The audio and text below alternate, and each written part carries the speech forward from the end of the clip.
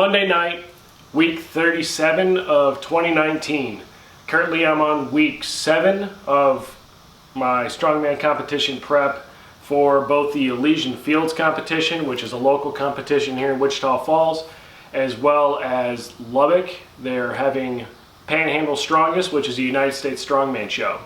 Still not committed to either one of the shows to actually compete, but this is my week 37 of training. My goals this week: 1, diet. I got to clean that back up. Before I competed at Oklahoma's Strongest Man, I did a good job of cutting down, and I was actually walking around at about 197 pounds without starving myself. Since then, I've maybe gone back up a little bit. But anyways, this morning I was up right around 204, and I'd really like to just walk around at under 200.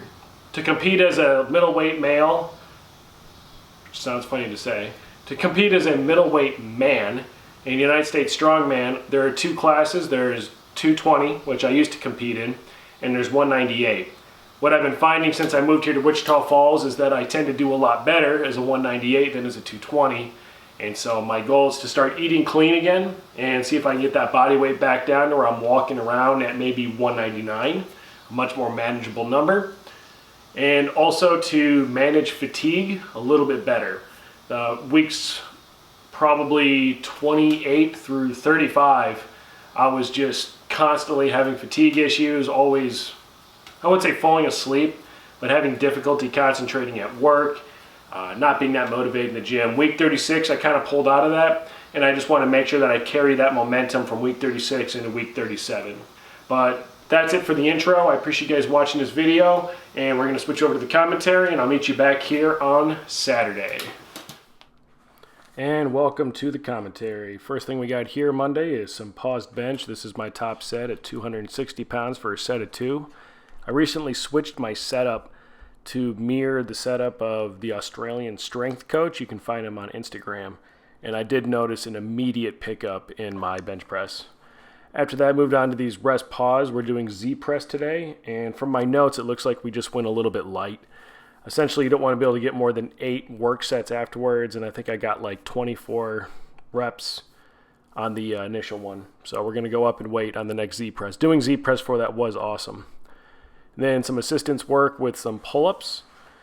This is one of the areas that we might start to work on grip a little bit more as well. Maybe do some fat grip pull-ups, because what you're seeing here is some holds for time. This is a 2-inch smooth metal object. Smooth round metal object, and it's basically just a fingertip hold for time. And that's my right hand. Again, it's only 20 pounds, but it's pretty smooth and it's difficult to hold on to.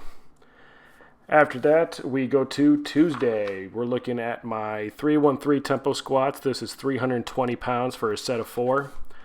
I'm actually really proud of the timing on this. So 3 seconds down, 1, 2, 3, 1, 1, 2, 3. Everything's right there. Everything's good. One of the things I always worry about with tempo squats is going too slow or going too fast, but these seem to be right on track. What do you guys think? Comment down below. Do you do tempo squats? If you do them, do you have somebody else count for you, or do you just count in your head? And if you do count in your head, do you actually stick to the time?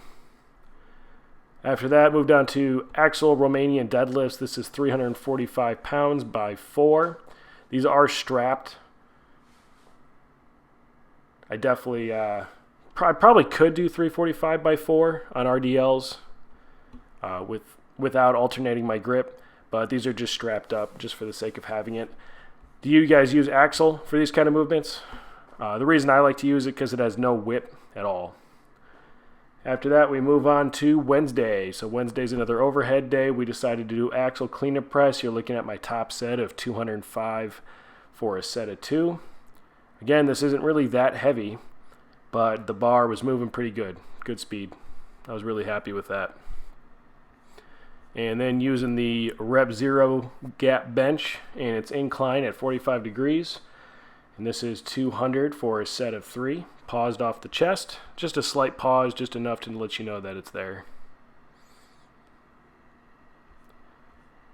After that, we do our assistance work, and these are how I do banded push-ups. I know that you can do these with them just on your hands, but with this, the people that train with me in my gym, we can all just do the same resistance, and you basically just have to low crawl in and low crawl out. Just another example of using the power rack to do more than just power rack movements. And then after that, I set a Rolling Thunder PR at 145 pounds by 1. Move on to Thursday, and we're just doing a set of deadlifts 1 by 3 at RPE 8.5. And I actually called this a 7.5. This is 425 pounds for a set of 3. Upper back felt good, movement felt good. I've never really been that explosive off the floor, and I think it shows right here. But my fatigue level is pretty low. I kind of undershot the RPE, but I didn't feel like I would get anything out of the training by going up in weight a little bit more. So I just capped it off there, and I did the top of the percentage band for my assistance work. After that was some front squats at 245 pounds by 4. These I called a 7.5 RPE. And then I wrapped up with some single-legged Romanian deadlifts using a dumbbell, which that is a whole new animal. Then we move on to Strongman Saturday. So the circus dumbbell was giving me all sorts of hell. I don't know what it was. So I'm showing it here.